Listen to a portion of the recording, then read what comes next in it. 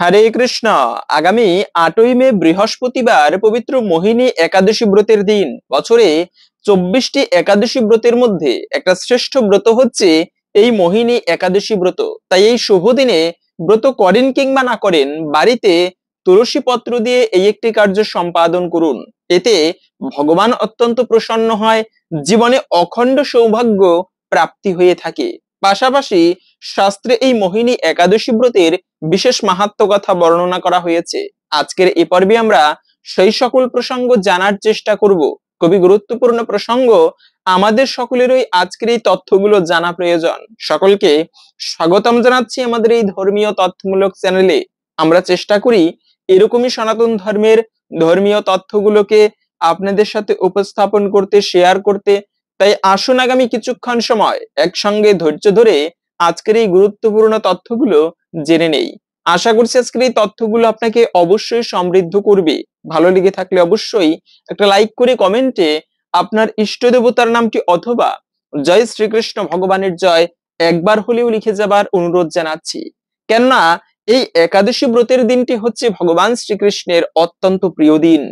বছরে যত প্রকার ব্রত রয়েছে, কাত্যায়নী ব্রত, কার্তিক মাসে দামোদর ব্রত, যে দামোদর ব্রত যদি কোনো ব্যক্তি পালন করে, ভগবান শ্রীকৃষ্ণ তার ভক্তির উজ্জ্বতি বন্দিত হয়, সেই ভগবান তাকে কৃপা করে।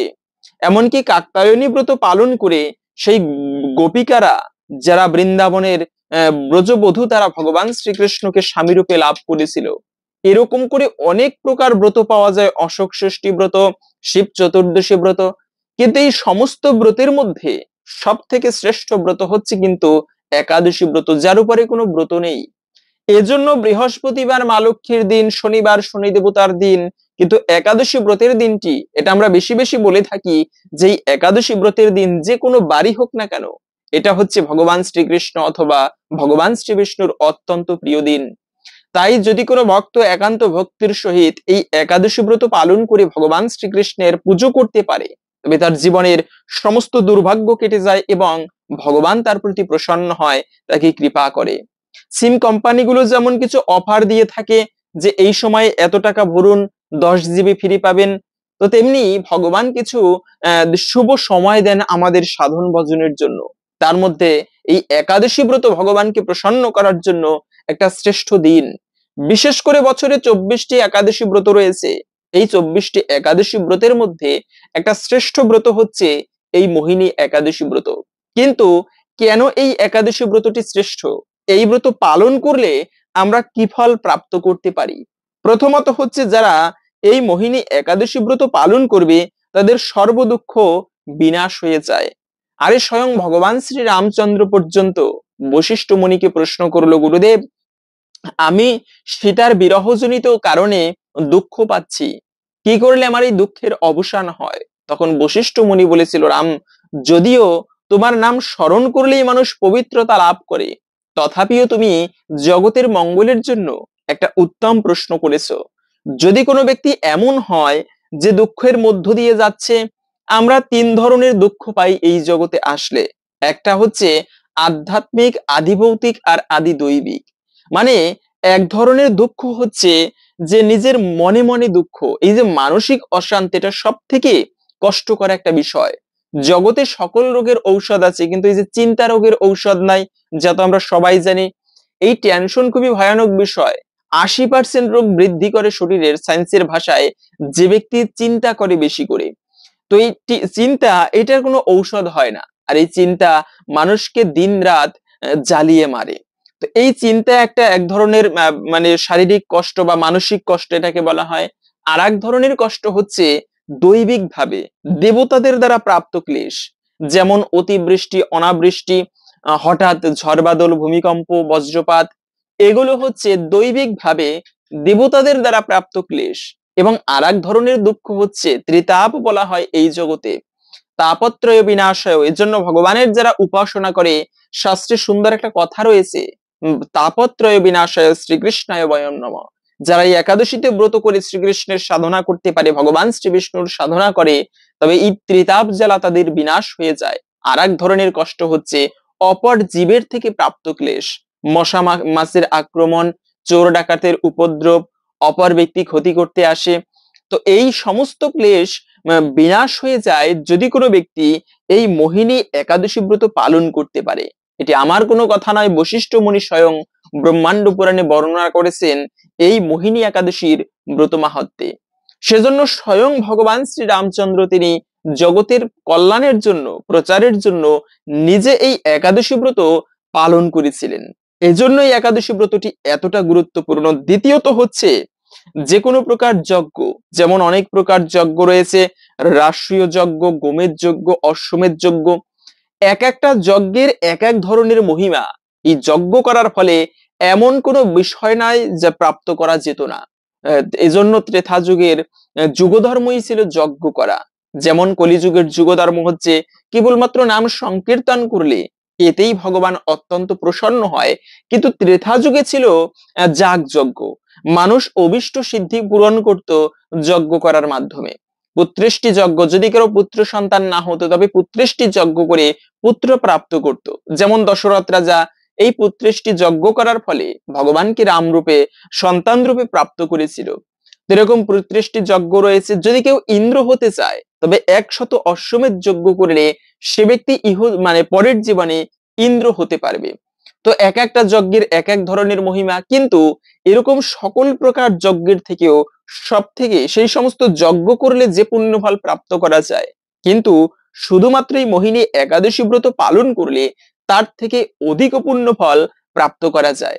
তাহলে বুঝতে পারেন এই একাদশী ব্রত কেন এতটা গুরুত্বপূর্ণ। এবং আর একটা বিষয় হচ্ছে, শুধুমাত্র যে যজ্ঞের ফল প্রাপ্ত হয় এমনটা কিন্তু নয়। মানুষের জন্মার্জিত পাপরাশি, পাপ নাশ হয়ে থাকে, সকল পাপ ভস্মীভূত হয়ে যায় এবং অন্তিমে সে ব্যক্তি ভগবান বিষ্ণুর ধামে গমন করতে পারে শুধুমাত্র এই মোহিনী একাদশী ব্রত পালনের ফলে।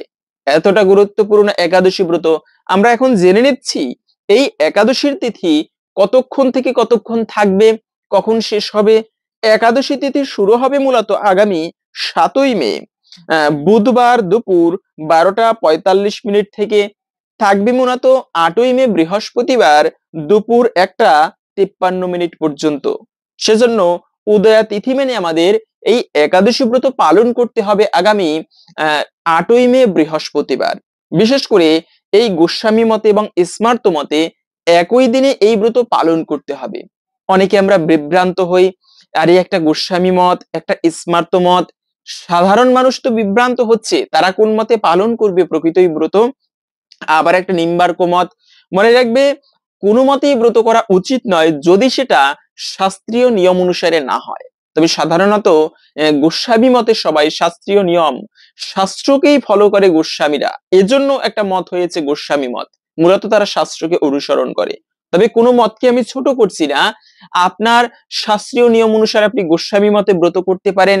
কিন্তু এছাড়া দেখা গেল আপনি দীক্ষা নিয়েছেন নিম্বার্ক মতের থেকে, তারা কি ভিন্ন মত? না, তারাও শাস্ত্রীয় মত অনুসরণ করে। একটা আছে চান্দ্রপঞ্জিকা, একটা সৌরপঞ্জিকা। যারা সৌরপঞ্জিকার সিদ্ধান্ত অনুসরণ করে তারা হচ্ছে অনেক সময় কিছু কিছু ব্রত পরের দিনে পড়ে, অনেক সময় আগের দিনেও ব্রত পড়ে। তো সেক্ষেত্রে আপনি যে ধারায় দীক্ষা নিয়েছেন সেই গুরুদেব বা আচার্যরা যে নিয়মে ব্রত করে সেই নিয়মে ব্রত পালন করবেন। কিন্তু এটা বিভ্রান্তের কিছু নেই, একটুকু মতের পার্থক্য থাকতে পারে কিন্তু মূল বিষয়টা একই, তাই বিভ্রান্তের কিছু নেই। আপনি যদি এরকম হয় কোন দিনে ব্রত করব, একটা স্মার্ত মত, একটা গোস্বামী মত, সেক্ষেত্রে আপনার গুরুদেব বা আপনার আচার্যের, আপনি যে ধারায় দীক্ষিত হয়েছেন তারা যে নিয়মে ব্রত করে সেই নিয়মে ব্রত পালন করতে পারেন। এবং ব্রত যত ভালোভাবে করি, যদি না সঠিক সময়ের মধ্যে পালন করা না হয় তবে কিন্তু এই একাদশী ব্রতের সম্পূর্ণ ফল প্রাপ্ত করা যায় না। এজন্য পারণে অবশ্যই আমাদের গুরুত্ব দেওয়া উচিত। হয়তো আপনি নির্জলা ব্রত করেছেন, জল ফোঁটা পর্যন্ত গ্রহণ করেনি, সর্বোত্তম হচ্ছে ব্রত পালনের ক্ষেত্রে জল ফোঁটা পর্যন্ত পান করবে না, নির্জলা ব্রত করবে। এমন এমন অনেককেই দেখা যায় এখনো পর্যন্ত যারা প্রতিটা একাদশী ব্রত ভক্তি ভরে নির্জলা উপবাস করে। এটি সর্বমঙ্গলময়, কিন্তু বর্তমানে সবাই নির্জলা উপবাস করতে পারে না। শারীরিক ক্ষেত্রে সমস্যা হয়, গ্যাসের সমস্যা হয়। তো সেক্ষেত্রে কি কি খাবার খাওয়া যাবে? যে কোনো প্রকার ফল খেতে পারবেন, যে কোনো প্রকার দুগ্ধ খেতে পারবেন, তারপরে কাঠবাদাম, কাজু বাদাম।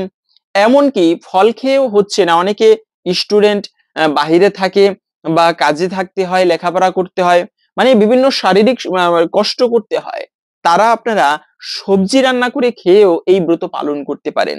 যেমন মিষ্টি কুমড়া, মিষ্টি আলু, পেঁপে, কাঁচকলা, তারপরে হচ্ছে ফুলকপি, এগুলো আপনারা সবজি হিসেবে রান্না করে। তবে একটা বিষয় মনে রাখবে, সেখানে কখনো ভুলেও কখনো উচিত নয় সরিষার তেল মিশ্রিত করা সেই সবজি রান্না করার সময়। কেননা একাদশীতে আপনি ব্রত করেন কিংবা না করেন, ভুলক্রমেও পঞ্চরবি শস্য গ্রহণ করা উচিত নয়। এতে পাপ না করেও সকল পাপের ভাগী হতে হয়। আরে শাস্ত্রে বলা আছে, পাপী ব্যক্তি একাই নরকে যায়, কিন্তু যে ব্যক্তি একাদশীতে পঞ্চরবি শস্য ভক্ষণ করে তিনি একা নয়, তার সঙ্গে তার পিতৃপুরুষ সহ সে ব্যক্তি নরকে গমন করে।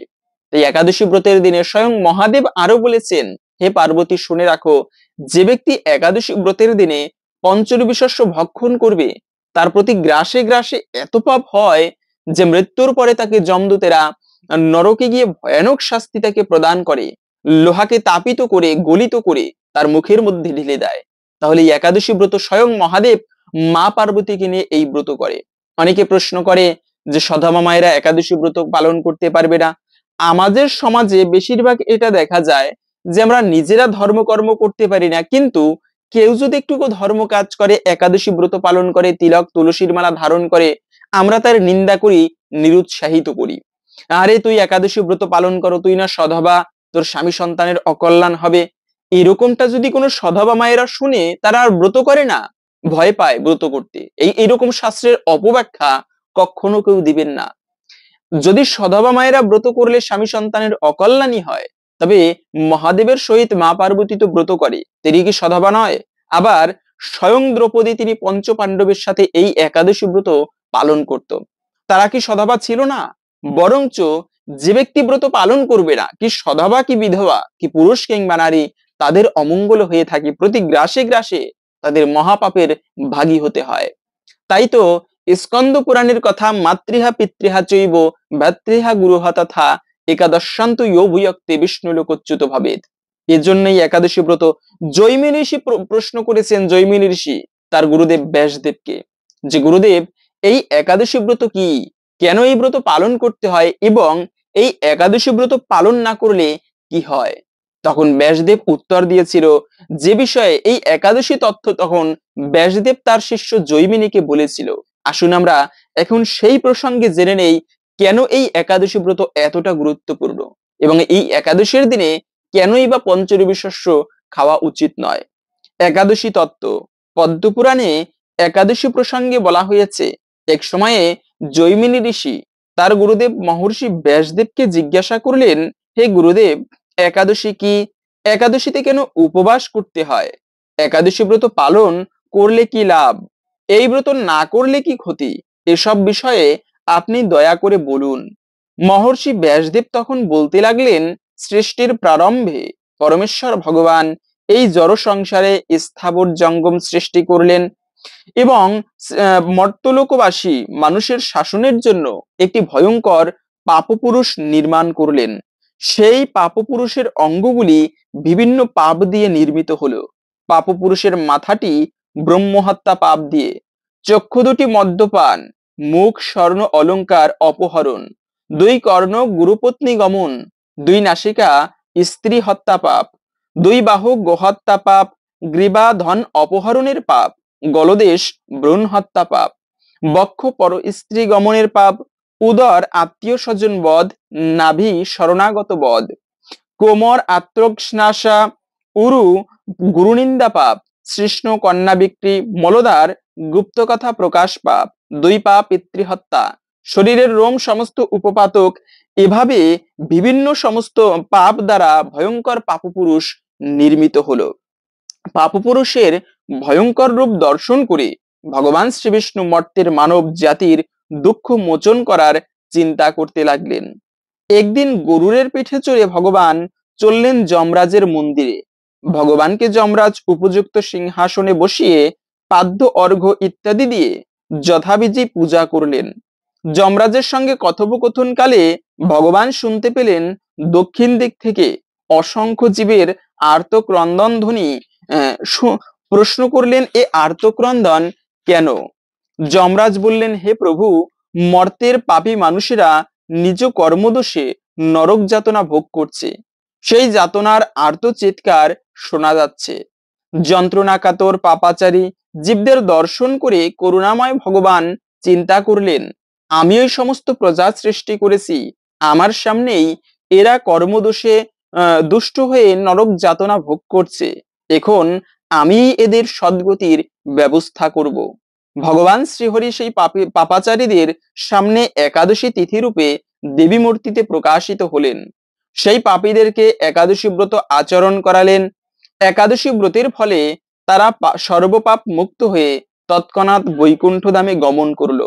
শ্রী ব্যাসদেব বললেন, হে জৈমিনী, শ্রীহরির প্রকাশ এই একাদশী সমস্ত সুকর্মের মধ্যে শ্রেষ্ঠ এবং সমস্ত ব্রতের মধ্যে উত্তম ব্রত।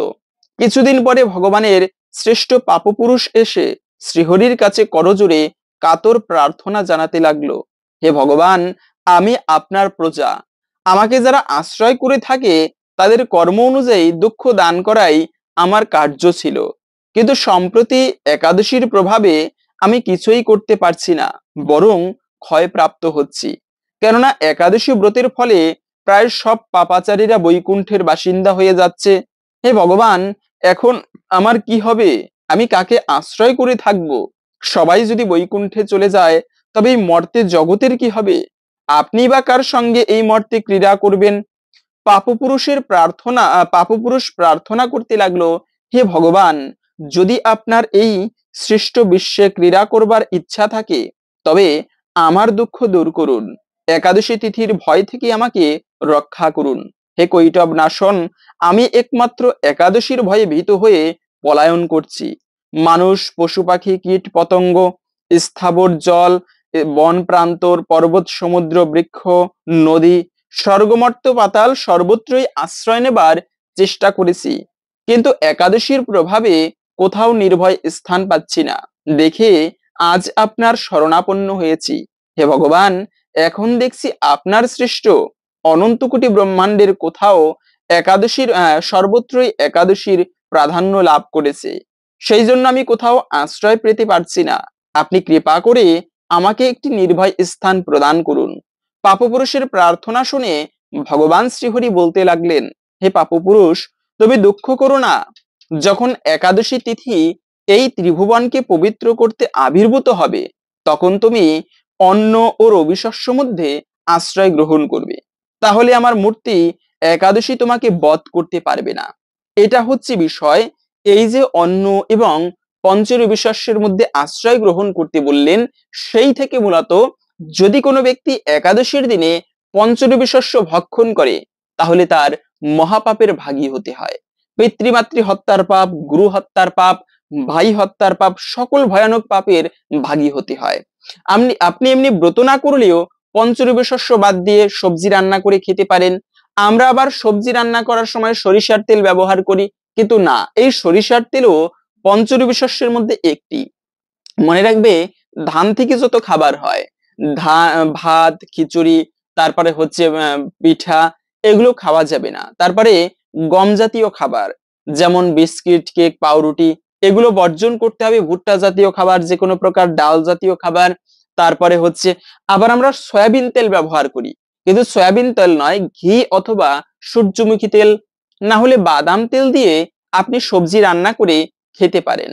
এবং তারপরে হচ্ছে তিল জাতীয় খাবার, এমনকি সবজি রান্না করার সময় পাঁচফোড়নও ব্যবহার করা উচিত নয়। ছত্রাক, মাশরুম, এগুলো বর্জন করতে হবে একাদশীতে। পাশাপাশি আমরা সবজি রান্না করি, কিন্তু কিছু সবজি আবার খাওয়া যাবে না, যেমন যে কোনো প্রকার শাক একাদশীতে কিন্তু খাওয়া যায় না। শাক, তারপরে হচ্ছে তেতো জাতীয় খাবার, বেগুন, বটবটি, সিম, এগুলো একাদশীর দিনে বর্জন করতে হবে। এবং যদিও আমরা অনেকে জানি কিভাবে এই একাদশী ব্রত পালন করতে হবে, তারপরেও জেনে নিচ্ছি একাদশী ব্রত পালনের নিয়ম। একাদশী ব্রতের আগের দিনে অবশ্যই সংযম পালন করতে হবে, যাকে বলা হয় সুচিতা। মানে আগের দিনে স্নান করে শুদ্ধ বস্ত্র পরিধান করে ব্রত করার জন্য পূর্ব প্রস্তুতি নিতে হয়। এজন্য আগের দিনে নিরামিষ খাবার গ্রহণ করতে হয়। সাত্ত্বিক আহার, খাবার, মনে রাখবে খাবারের মাধ্যমে, যদি খাবারের কথাটা বলা হয়, অনেকে আছে বাজি কমেন্ট করে, কিন্তু খাবারের মাধ্যমে চেতনা পরিবর্তন হয়। তাই ধর্মীয় ক্ষেত্রে বিশেষ করে আধ্যাত্মিক স্তরে উন্নতি লাভ করতে গেলে সাত্বিক খাবার অবশ্যই অপরিহার্য। চেতনা নির্মল করে সাত্বিক খাবার। একাদশীর আগের দিনে নিরামিষ খাবার আবশ্যক খাওয়া। এবং দ্বিতীয়ত হচ্ছে রাত্র 11টার আগে আপনি রুটি প্রসাদ অথবা অন্ন প্রসাদ গ্রহণ করে তারপরে দাঁত ব্রাশ করবেন। অনেকে প্রশ্ন করে, আমি যদি একটু বেশি রাত্র পর্যন্ত থাকি তারপরে খাবার খাই তাহলে হবে কিনা? না, হবে অবশ্যই, তবে উচিত তাড়াতাড়ি খাবার খাওয়া। ওই আগের দিনে একাদশীর যত তাড়াতাড়ি রাত্রে খাবার খেয়ে নেওয়া যায় এবং ওই সময় দাঁত ব্রাশ করবেন। না হলে কি হয়, অনেক সময় আছে দাঁতের গোড়ায় খাবার আটকে থাকে, এটা ভালো নয়। দ্বিতীয়ত হচ্ছে অনেকের আবার দাঁত ব্রাশ করতে গেলে দাঁতের গোড়া থেকে রক্ত বের হয়। আর এটা যদি একাদশীর দিনে হয় বা ব্রত করার দিনে যদি শরীর থেকে রক্তক্ষরণ হয় তবে কিন্তু ব্রতে দোষ লাগে। এজন্য আপনি একাদশীর দিনে এটিও খেয়াল রাখবেন যেন ব্রত করার পরে শরীর থেকে রক্তক্ষরণ না হয়। এভাবে করে ব্রতের দিনে খুবই ভোরে ভোরে ঘুম থেকে উঠবেন, সকালবেলা স্নান করে চেষ্টা করবেন ঠাকুর পুজো করতে। কেননা ইষ্টদেবের সাধনা করা ছাড়া ওই ব্রত সম্পূর্ণ হয় না। আপনি ব্রত করেছেন, ইচ্ছা স্বাধীনভাবে ঘুমাই, ভক্ত সঙ্গ করি না। ব্রতের যে মূল উদ্দেশ্য ঠাকুর সেবা করা, ঠাকুরের সাধনায় কাটানো উচিত ওই একটি দিন। আমরা সেই মূল কার্য করতে ভুলে যাই, কিন্তু ওই না খেয়ে থাকি। হ্যাঁ, না খেয়ে থাকলে একটা মঙ্গল হয়, কিন্তু উপবাসের মূল উদ্দেশ্য হচ্ছে উপমানের নিকটে বাস মানে বাস করা, মানে এই দিনটি ভগবানের সান্নিধ্যে বাস করা, ভক্ত সঙ্গে কাটানো উচিত। হয়তোবা আপনি ব্যস্ত রয়েছেন, শত ব্যস্ততার মধ্যেও একটুকু ভক্ত সঙ্গ করা উচিত। হয়তোবা অনেক চাকরি করে, অনেকে পরিশ্রম করে, তথাপিও সেই কষ্টের মধ্যে একাদশী ব্রত চেষ্টা করে পালন করতে। সেক্ষেত্রে আপনি সেই কষ্টের মধ্যেও সন্ধ্যাকালের পরে অন্তত পক্ষে চেষ্টা করবেন একটুকু ঠাকুরের সেবা করতে। কেননা এই একাদশী ব্রতের দিন অন্যান্য দিনে ধর্ম কাজ করলে যে পুণ্যফল প্রাপ্ত করা যায়, কিন্তু একাদশী ব্রতের দিনে সেই ধর্ম কাজ করলে তার থেকেও সহস্র গুণ বেশি পুণ্যফল লাভ করা যায়। এজন্য একাদশী ব্রতের দিনটি এতটা গুরুত্বপূর্ণ দিন। তাই এই দিনে আর একটা বিষয় হচ্ছে, এই দিনে আপনি ভাগবত পাঠ বা হরিকথা শ্রবণ করবেন। কেননা ভগবানের কৃপা লাভ করার জন্য একটা শ্রেষ্ঠ উপায় হচ্ছে শাস্ত্রকথা পাঠ অথবা শ্রবণ করা। শ্রবণম মঙ্গলম, শ্রবণ করলে বিশেষ মঙ্গল সাধিত হয়। তাই নববিধা ভক্তির প্রথমত হচ্ছে শ্রবণ করা। আপনি এই দিনে ভক্ত সঙ্গে গিয়ে হরিকথা শ্রবণ করবেন, অথবা বাড়িতে সবাই মিলে এই ব্রত মাহাত্ম্য কথা পাঠ অথবা শ্রবণ করবেন। এতে অনেকাংশেই এই ব্রতের ফল প্রাপ্ত করা যায়। তাই অবশ্যই এই দিনে শাস্ত্র কথা পাঠ করবেন, শ্রবণ করবেন। অনেকে প্রশ্ন করে যে এই যে তোমরা বলে থাকো তিলক তুলসীর মালা ধারণ করতে, একাদশী ব্রত পালন করতে, এসব না করলে কি ভক্ত হওয়া যায় না? আমরা মনে মনে কত হরিনাম করি, আমরা কি ভক্ত নই? তিলক তুলসীর মালা ধারণ করলেই বৈষ্ণব হয়, এটা কোথায় আছে? হ্যাঁ, মনে রাখবে, এটা আমরা কারা বলি? যারা ধর্ম কাজ তেমন একটা না করি। কিন্তু মনে রাখবে, শাস্ত্রে স্পষ্ট বলা আছে তিলক তুলসীর মালা, যদিও এমনটাও বলা আছে যে তিলক তুলসীর মালা এরা হচ্ছে কলির চেলা, তারপরেও এই তিলক তুলসীর মালা ধারণ করা প্রয়োজন ভগবানের সেবা করতে গেলে। ধরুন আপনি পুলিশের চাকরি করেন, আপনার যদি সেরকম পোশাকই না থাকে, আপনার মধ্যে সেরকম ভাব আসবে না।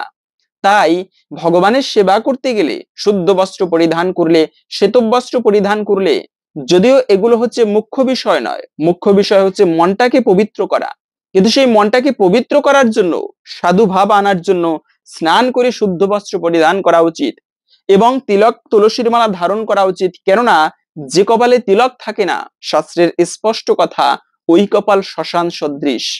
এবং তিলকবিহীন যে ধর্মকার্য করা হয় তাহা সমস্ত কিছু বৃথা হয়ে যায়। এজন্য তিলক ধারণ করা উচিত, শিখা ধারণ করা উচিত, তবে একাদশী ব্রত পালন করা উচিত। তো এটা মূলত বিষয় হচ্ছে তিলক তুলসীর মালা ধারণ করাই মূলত এটা করা উচিত, কিন্তু না করে যে সাধনা করলে হবে না এমনটা বিষয় নয়। তবে তিলক তুলসীর মালা ধারণ করে তারপরে সাধনা করা উচিত। এটা ব্যঙ্গ করার বিষয় নয়, এটা অবশ্যই আমাদের ধর্মের বিষয়। এই ব্যঙ্গ কেউ কখনো করবেন না। দ্বিতীয়ত হচ্ছে অনেকে প্রশ্ন করে দীক্ষা না নিলে সে কি এই একাদশী ব্রত পালন করতে পারবে না? হ্যাঁ, অবশ্যই পারবে। যদিও একটা কথা পাওয়া যায় যে অদীক্ষিত ব্যক্তির হাতের জল মূত্র তুল্য, অদীক্ষিতস্য বামুরু কৃতম সর্বম নিরর্থকম পশুজনিম অবাপ্নতি দীক্ষা বিরহিতম জনা। মানে অদীক্ষিত ব্যক্তি যে ধর্ম কাজ করে তাহার সমস্ত কিছু বৃথা হয়ে যায়। এজন্য দীক্ষা নিয়ে সদ্গুরুদেবের চরণ আশ্রয় করে তারপরে হরির সেবা করা উচিত, একাদশী ব্রত পালন করা উচিত। কিন্তু কথা হচ্ছে দীক্ষা না নিলে কি এই ধর্ম কাজ হবে না? হ্যাঁ, ভগবানের সেবা, ঠাকুরের সেবা, এটা দীক্ষা নিয়ে হোক বা না নিয়ে, যে কোনো অবস্থাতেই ভগবানের সেবা কখনো বৃথা যায় না। যার প্রমাণ হচ্ছে অজামিল। আপনারা তো অনেকেই সেই অজামিলের কথা জানেন, যে অজামিল জীবনে প্রথম কালে মানে অল্প বয়সে সে বাবার সাথে একটুকু যজ্ঞের কাষ্ঠ সংগ্রহ করে আনতো। এই যে পুণ্য কাজ করেছিল, যখন তার বয়স হলো সেই অজামিল মহাপাপিষ্ট ব্যক্তিতে রূপান্তরিত হলো। সে ডাকাত হয়েছিল, অন্যায়ভাবে বিভিন্ন সাধুদের বধ করে তাদের থেকে তাদের মেরে মেরে তাদের টাকা দিয়ে জীবিকা নির্বাহ করত। এই পাপের ফলে সে নরক যাতনা ভোগ করত। কিন্তু সৌভাগ্যের বিষয়, ওই যে প্রথম কালে ভগবানের সেবা করেছে, মৃত্যুর সময়ে সে ব্যক্তি কিন্তু এই নরক যাতনা থেকে রক্ষা পেয়েছিল শুধুমাত্র এই ভগবানের সেবা করার ফলে। এজন্য জানতে কিংবা অজান্তে যদি কেউ এই একাদশী ব্রত পালন করতে পারে, তার জন্ম জন্মান্তরের পাপরাশি থেকে সে ব্যক্তি মুক্ত হয়ে অন্তিমে ভগবানকে পর্যন্ত প্রাপ্ত করতে পারে। তাই দীক্ষা নিয়ে হোক কিংবা না নিয়ে যে কেউ এই একাদশী ব্রত পালন করতে পারবে। অনেকে আবার প্রশ্ন করে যে আগেরকার দিনের লোকেরা দেখতাম আটা রুটি খেয়ে এই একাদশী ব্রত পালন করে। সেক্ষেত্রে কথা হচ্ছে আটা রুটি খেয়ে একাদশী ব্রত পালন করা যাবে কিনা। হ্যাঁ, আগেকার দিনে অনেকে আটা রুটি খেয়েছে, অনেকে জানতো না। আমার বাবাও একবার বলেছে আমরা আটা রুটি খেয়ে ব্রত করেছি। সেক্ষেত্রে আপনি, এখন আমরা জানি আটা রুটি হচ্ছে পঞ্চরবি শস্যের মধ্যে একটি, যা খেলে ব্রত ভঙ্গ হয় এবং শুধু তাই নয়, মহাপাপের ভাগী হতে হয়। তাহলে জেনে বুঝে কেন আমি এটা খাবো? তো সেজন্য আটা রুটি কখনো খাওয়া যাবে না। অনেকে বলতে পারেন আগেকার দিনের লোকেরা তাহলে কি ভুল করেছে? হ্যাঁ, শাস্ত্রীয় নিয়ম অনুসারে তারা ভুল করেছে। এখন যদি সেটা ধরে বসে থাকি তাহলে চলবে না। আগে অনেক ভালো কাজ করেছে, অনেক খারাপ কাজ করেছে, যেটা ভালো বিষয় সেটাকে গ্রহণ করব, অশাস্ত্রীয় বিষয়টাকে বর্জন করতে হবে। এটা হচ্ছে মূল বিষয়। এবং এই একাদশী ব্রতের দিনে ব্রত করেন কিংবা না করেন, আরো কিছু কাজ আমাদের কখনো করা উচিত নয়। যেমন তুলসী ছাড়া ভগবানের কোনো সেবা পুজো সম্পূর্ণ হয় না। জীবনের শুরু থেকে শেষ পর্যন্ত তুলসী পত্র লাগে। মৃত্যুর পরেও কিন্তু দুই চোখের উপরে তুলসী পত্র দেওয়া হয়। শাস্ত্রে এরকম বর্ণনা করা আছে, যার কণ্ঠে তুলসী কাষ্ঠের মালা বিদ্যমান, মৃত্যুর পরে যমদূতেরা তাকে নরকে নিতে পারে না। এতটা গুরুত্বপূর্ণ এই তুলসী বৃক্ষ। এবং মৃত্যুর সময় যখন সব দেহকে দাহ করা হয়, ওই সময়ে তার সেই মৃত ব্যক্তির সেই সৎ কার্যের ওখানে যদি তুলসী কাষ্ঠ দিয়ে সৎ কার্য করা হয়, তবে সে ব্যক্তি বৈকুণ্ঠবাসী হয়, সে ব্যক্তি দিব্যলোক লাভ করতে পারে। তাহলে এই তুলসী কাষ্ঠ বা তুলসী পত্রটি গুরুত্বপূর্ণ এবং ভগবান পর্যন্ত তার সেবা গ্রহণ করে না। তুলসী পত্র ছাড়া কোনো সেবা ভগবান গ্রহণ করে না। কিন্তু সেই তুলসী পত্র একাদশীর দিনে চয়ন করাকে একান্ত নিষিদ্ধ এবং অপরাধের বলা হয়েছে। মনে রাখবে, পূর্ণিমা, অমাবস্যা, একাদশী, দ্বাদশী, দুপুর বেলা, আবার সূর্যাস্তের পরে অপবিত্র অবস্থায় শরীরে তেল মেখে স্নান না করে এই সমস্ত সময়ে ভুলক্রমেও কখনো তুলসী পত্র চয়ন করা উচিত নয়। এতে হরির মস্তক ছেদন করলে যে পাপ হয়, সেই পাপের ভাগী হতে হয়। তাহলে ভুল করেও এই সমস্ত দিনে আমাদের তুলসী পত্র চয়ন করা উচিত নয়। এটি একটি মহা অপরাধের। দ্বিতীয়ত হচ্ছে, আমরা অনেকে আছে ব্রত করি, কিন্তু ব্রত করার পরে ক্ষৌর কর্ম করি। এই একাদশী ব্রতের দিনে ব্রত পালন করার পরে কখনো ক্ষৌর কর্ম করা উচিত নয়। কেননা একাদশী, দ্বাদশী, পূর্ণিমা, অমাবস্যা, এই সমস্ত দিনে ক্ষৌর কর্ম করলে এতে কিন্তু গ্রহের প্রকোপ লাগে। আর এই গ্রহের প্রকোপ, এটা কিন্তু জীবনে ভালো নয়। গ্রহদোষ থাকা, যদি জীবনীতে গ্রহদোষ থাকে, তবে সহজে কিন্তু ভালো কিছু হয় না। একটা অশুভ এবং অমঙ্গল লেগেই থাকে। আরে, যদি কেউ অজান্তেও ব্রত পালন করে, তার মহাপুণ্য লাভ হয়ে থাকে। একবার নর্মদা নদীর তীরে গালব মুনি নামে এক মহামুনি বাস করত। এই মুনিবর নিজে অষ্টাঙ্গ যোগ অনুশীলন করত, ধ্যান করত, সাধনা করত সৃষ্টিকর্তার। কিন্তু এই গালব মুনির একটা পুত্র ছিল, নাম ছিল হচ্ছে ভদ্রশীল। এই ভদ্রশীল তিনি ভগবান শ্রী বিষ্ণুর পুজো করত, ভগবান শ্রী বিষ্ণুকে এক মনে ডাকতো। শুধু তাই নয়, নিজে হচ্ছে একাদশী ব্রত পালন করত, সবাইকে বলতো তোমরা সবাই একাদশী ব্রত পালন করবে, বাবাকে পর্যন্ত বলতো যে বাবা একাদশী ব্রত অবশ্যই পালন করবে। তো একবার গালব মুনি মনে মনে চিন্তা করতে লাগলো যে আমি নিজে এই একাদশী ব্রত পালন করি না, আমার পুত্র কিভাবে এই একাদশী ব্রত পালন করা শিখলো, আবার ও নিজে নিজে বিষ্ণু পুজো করে, এগুলো কোথা থেকে শিখলো? তখন পুত্রকে ডেকে বলতে লাগলো, ভদ্রশীল, তুমি এই বিষ্ণু পুজো করা, একাদশী ব্রত পালন করা কোথা থেকে শিখলে পুত্র? ভদ্রশীল বলতে লাগলো যে পিতা, আমি হচ্ছি জাতিস্বর, আমার পূর্ব জীবনের কথা স্মরণে আছে, আমি ভুলিনি। আমি পূর্ব জীবনে ধর্মধ্বজ নামে এক রাজা ছিলাম, ধর্ম অনুযায়ী রাজ্য শাসন করতাম, প্রজাদেরকে পুত্রের মতো প্রতিপালন করতাম, কিন্তু ওই মন্ত্রীদের কুমন্ত্রণায় অন্যায়ভাবে বিভিন্ন রাজ্য দখল করতে লাগলাম।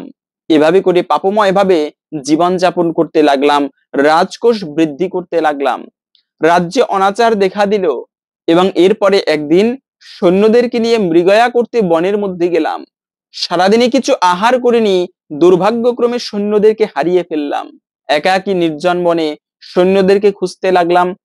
খুঁজতে খুঁজতে সন্ধ্যাকাল উপস্থিত হলো, প্রচন্ড ক্ষুধা তৃষ্ণা। তখন হঠাৎ খেয়াল করলাম কিছু তীর্থযাত্রী সেই বনের মধ্যে একটা ভাঙা মন্দিরে এসে রাত্রি জাগরণ করছে, হরিনাম সংকীর্তন করছে, ভক্ত সঙ্গ করে কাটাচ্ছে। আমিও তাদের সঙ্গে সেই রাত্রি জাগরণ করে রইলাম। এভাবে করে পরের দিনে প্রচন্ড ক্ষুধা তৃষ্ণায় আমার দেহত্যাগ হলো, এবং যমদূতেরা ভয়ানক কালপাশে বিদ্ধ করে আমাকে নরকে সেই জমালয়ে নিয়ে গেল। তখন সেই যমরাজ চিত্রগুপ্তকে প্রশ্ন করলো, দেখো তো এর জীবনে কি পাপ আছে? চিত্রগুপ্ত বলল, মহারাজ, যদিও এই রাজা মহাপাপিষ্ট, তথাপিও এ মৃত্যুর আগে অজান্তে একাদশী ব্রত পালন করেছে। শুনেই সেই যমরাজ সাষ্টাঙ্গে প্রণাম করলো ধর্মধ্বজ রাজাকে, এবং তাকে যথাযোগ্য উপহার আদি দিয়ে বৈকুণ্ঠে পাঠিয়ে দিল। সেই বৈকুণ্ঠে অযত কোটিকাল দিব্য সুখ ভোগ করে, হে পিতা, এই একাদশী ব্রতের প্রচারের জন্য আজকে তোমার মতো মহামুনির পুত্র হয়ে আবির্ভূত হয়েছি বা জন্মগ্রহণ করেছি। আমি এই জন্মেই একাদশী ব্রতের প্রচার করে ভগবানের সেবা করে আবার ভগবানের কাছে ফিরে যেতে চাই। এ হচ্ছে একাদশী ব্রত পালন করার ফল। অজান্তেও যদি কেউ একাদশী ব্রত পালন করে, সে সর্বপাপ হইতে মুক্ত হয়ে থাকে। তাই আমাদের সকলের একাদশী ব্রত পালন করা উচিত, এবং এই একাদশী ব্রতের দিনে কখনো উচিত নয় ক্ষৌর কর্ম করা, চুল দাড়ি নখ কাটা, এগুলোকে একান্তই অশুভ এবং নিষিদ্ধ বলা হয়েছে। তৃতীয়ত আর একটা বিষয় হচ্ছে, অনেকে প্রশ্ন করে যে একাদশীর দিনে মিষ্টি খাওয়া যাবে কিনা। হ্যাঁ, মনে রাখবে, মিষ্টি এটি যেহেতু ছানা থেকে তৈরি হয়, আর দুগ্ধজাত খাবার খাওয়া যাবে, তাই ওই দৃষ্টিকোণ থেকে মিষ্টি খাওয়া যাবে। কিন্তু দোকানে যে সমস্ত মিষ্টি পাওয়া যায়, ওর মধ্যে বিভিন্ন বেকিং পাউডার, তারপরে পঞ্চরবি শস্যের সংমিশ্রণ থাকতে পারে, সুজির সংমিশ্রণ থাকতে পারে। তো সেজন্য মূলত দোকানের কোনো মিষ্টি খাওয়া উচিত নয়। আপনি এমনি ছানা খেতে পারেন, তবে মিষ্টি না খাওয়াটাই উত্তম আমি মনে করি। তো যাই হোক, এখন আমরা জেনে নিচ্ছি ভিডিওর মূল প্রসঙ্গ। এই দিনে তুলসী পত্র দিয়ে যে কার্যটি আমাদের প্রত্যেকের করা উচিত, তবে তার পূর্বে শাস্ত্রে এই মোহিনী একাদশী ব্রতের বিশেষ মাহাত্ম্য কথা বর্ণনা করা হয়েছে, যা শ্রবণ করলেও অনেকাংশেই এই ব্রতের ফল প্রাপ্ত করা যায়। তাই আসুন আমরা প্রত্যেকেই কিছুক্ষণ সময়, আপনি ব্রত করেন কিংবা না করেন, সকলে মিলে কিছুক্ষণ সময় ধৈর্য ধরে এই মোহিনী একাদশীর বিশেষ ব্রত কথা শ্রবণ করি। এরপরে আমরা ভিডিওর মূল প্রসঙ্গ জেনে নিচ্ছি।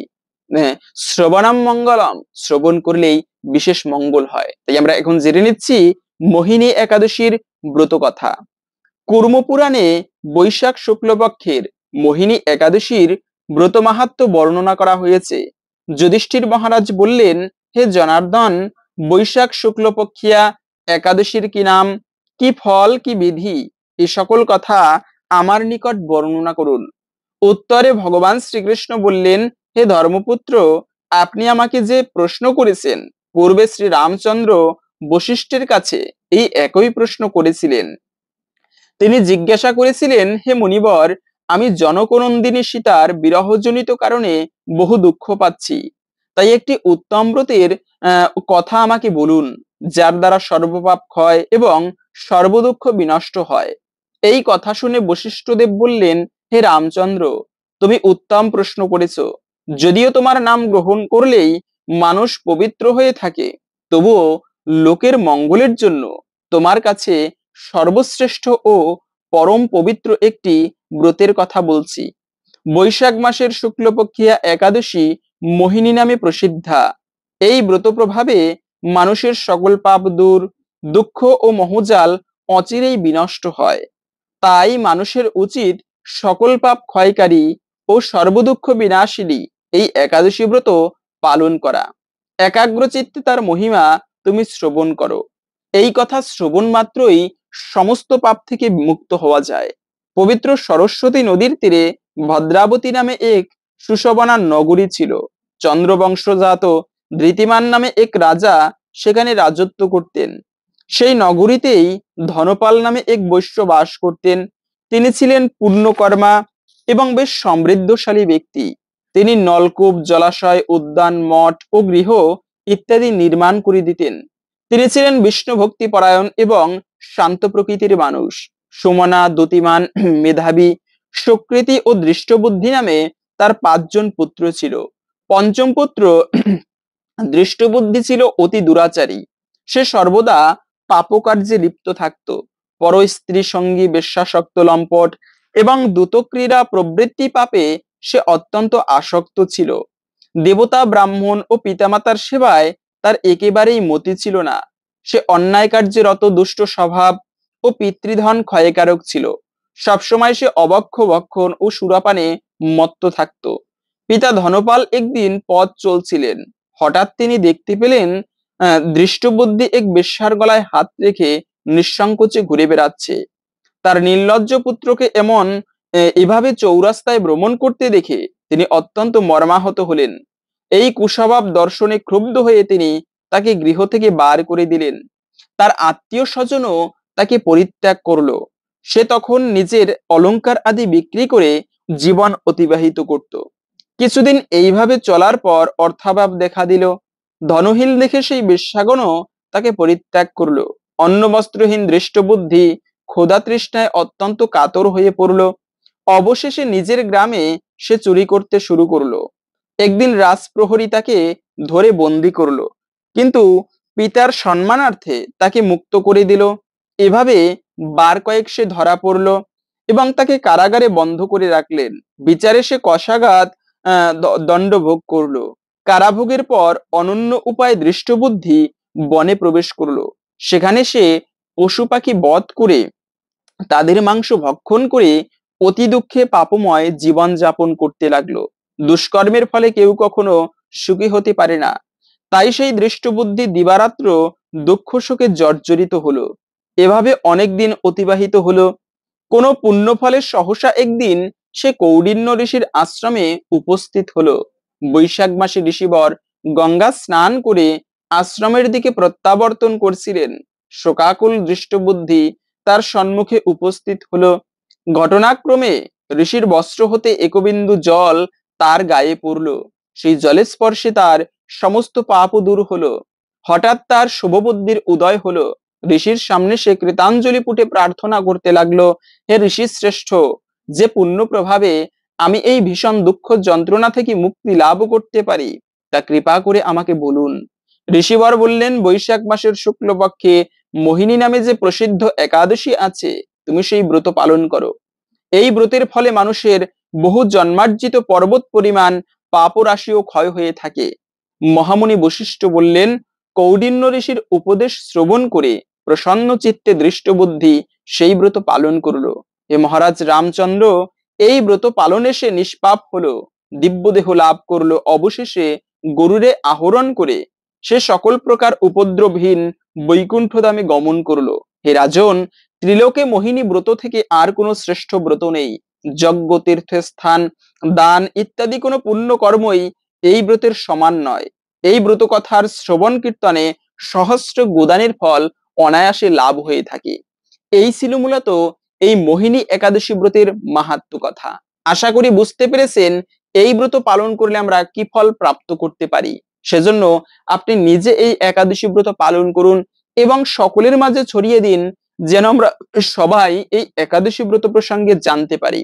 এবং এই একাদশী ব্রতের দিনে তুলসী পত্র দিয়ে কোন কার্যটি করবেন দুটি তুলসী পত্র এক জায়গায় রেখে দিলেই কি মঙ্গল হবে? না, এমনটা কখনো নয়। কিন্তু তুলসী পত্র দিয়ে হরির সেবা করলে এতে মঙ্গল হবে। ভগবানকে মণিমুক্ত আদি দান করলে যতটা ভগবান প্রসন্ন হয় তার থেকে অধিকও প্রসন্ন হয় যদি কেউ তুলসী পত্র দিয়ে ভগবানের সেবা করতে পারে। বিক্রীডিতে সমাত্মানাম ভক্তব্য ভক্তবৎসলা। যদি কেউ এক কোষ জল এবং একটা তুলসী পত্র ভগবানের চরণে নিবেদন করতে পারে, এতে ভগবান এতটা প্রসন্ন হয় যে বিক্রীণিতে সমাত্মানাম, সেই দানের প্রতিদান স্বরূপ ভগবান কি দেবে সেটি ভাবতে না পেরে নিজেই সেই ভক্তের চরণে বিক্রি করে দেয় ভগবান। তাহলে বুঝতে পারেন তুলসী পত্র দিয়ে ভগবানের সেবা করলে কতটা ভগবান প্রসন্ন হয়। আর এই একাদশীর দিনে আপনি দুটি তুলসী পত্র চন্দন মিশ্রিত করে ভগবানের দুটি রাঙা চরণে নিবেদন করুন। আশা করছি ভগবান অত্যন্ত প্রসন্ন হবে। একটুকু হলেও ভগবানের কৃপায় আপনার মনস্কামনা পূর্ণ হবে, আপনার জীবনে ভগবানের কৃপা প্রাপ্ত হবে, অখণ্ড সৌভাগ্য লাভ করা যায়। হরে কৃষ্ণ। আশা করছি আজকের এই গুরুত্বপূর্ণ তথ্যগুলো জেনে আপনি একটুকু হলেও সমৃদ্ধ হয়েছেন। ভালো লেগে থাকলে অবশ্যই একটা লাইক করে কমেন্টে আপনার ইষ্ট দেবতার নামটি অথবা জয় শ্রীকৃষ্ণ ভগবানের জয় একবার হলেও লিখে যাবার অনুরোধ জানাচ্ছি। ভগবান শ্রীকৃষ্ণের কৃপায় সকলের জীবনে মঙ্গল হোক এই কামনা করে আজকের ভিডিওটি এখানে সমাপ্ত করছি। হরে কৃষ্ণ।